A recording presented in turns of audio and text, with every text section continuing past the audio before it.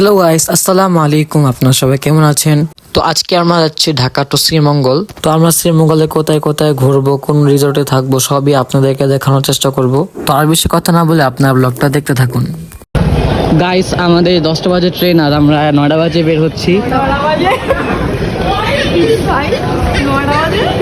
তো দেখি আমরা ট্রেন পাই নাকি। ট্রেন পাবি কিন্তু যাত্রা পাবি না। ও, তো আপনারা আমাদের সাথে থাকুন, দেখুন কি হয় আমাদের সাথে।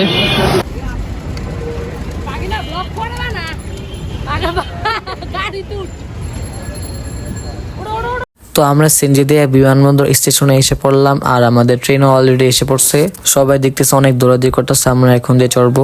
সো ফাইনালি আমরা ট্রেনে চড়ে পড়ছি আর আমি আমার সিটেও বসে পড়ছি। তো আমাদের ট্রেনটা অলরেডি ছেড়ে দিবে এখন শ্রীমঙ্গলের উদ্দেশ্যে। আর আমি কোনো ট্রেনে কোনো ক্লিপ নিতে পারিনি, আমি পুরো ঘুমাইতে গেছি। সো ফাইনালি আমরা 5 ঘন্টা জার্নি করার পর আমরা শ্রীমঙ্গলে এসে পড়লাম।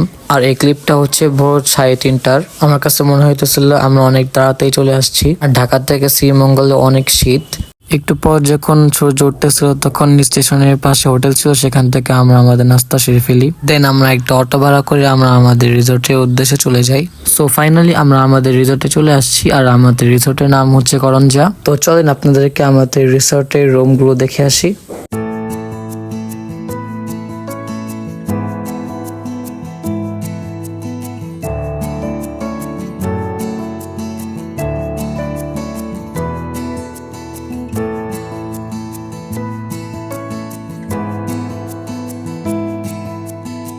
রুম ট্যুর তো দিয়ে দিলাম, এখন চলেন পুরো রিসোর্টটা ঘুরে আসি। এটাতে আমি কোনো সং লাগাবো না, কারণ এই জায়গাটা এত নীরব, এত সুন্দর, কোনো গাড়ির শব্দ নাই, পাখিরা গান গাচ্ছে, পোকার মকরের শব্দ, জাস্ট আপনারা দেখেন।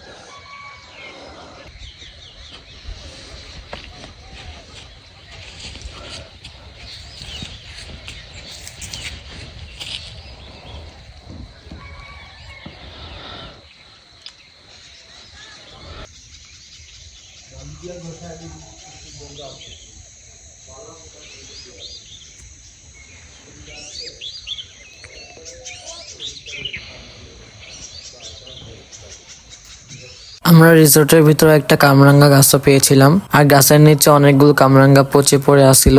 তো আমরা ভাবলাম এগুলো খাওয়ার কেউই নেই, তো আমরাই খাবো এগুলো আজকে। তো দেখেন গাইস, কামরাঙ্গা গুলো কালার কত সুন্দর, আমি কখনো এই কালার গুলো দেখি নাই, একদম পেকে হলুদ হয়ে গেছিল। তো পরে আমরা এগুলো মেখে অনেক মজা করে খেয়েছিলাম আর এগুলো অনেক মিষ্টি ছিল। তো আমরা একটু রিসোর্টের পাশেই হাঁটতে আসছিলাম, তো দেখি কোথায় যাওয়া যায়। তো আমাদের রিসোর্টের পাশে এরকম একটা পাহাড়ের মতো উচ্চা জায়গা ছিল আর আপনারা শুধু উপর থেকে এই ভিউটা দেখেন।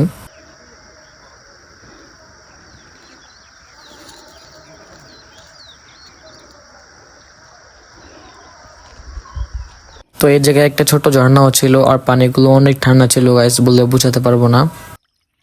তারপর আমরা সন্ধ্যাবেলায় ব্রকলি আর মাশরুমের একটা স্যুপ খেয়েছিলাম। আর রিসোর্টে ক্যাম্পিং এর ব্যবস্থা ছিল, এই জন্য আমরা সবাই ক্যাম্পিং করতে চলে গেলাম। তার সাথে আমরা অনেকগুলো চিপস আর বিস্কিটও নিয়েছিলাম আর চা হচ্ছে আমাদেরকে রিসোর্ট থেকে দিয়েছিল। তারপর আমরা আমাদের রাতের খাবার খেতে চলে গেলাম আর এটা হচ্ছে তাদের ডাইনিং এরিয়া। আর রাতের খাবারে অনেক কিছুই ছিল, ভাত, মাছ, মাংস, সালাদ, ভর্তা, অনেক কিছুই ছিল। তো আমার কাছে খাবারগুলো মোটামুটি ভালোই লাগছে। তো আজকের জন্য এই পর্যন্তই।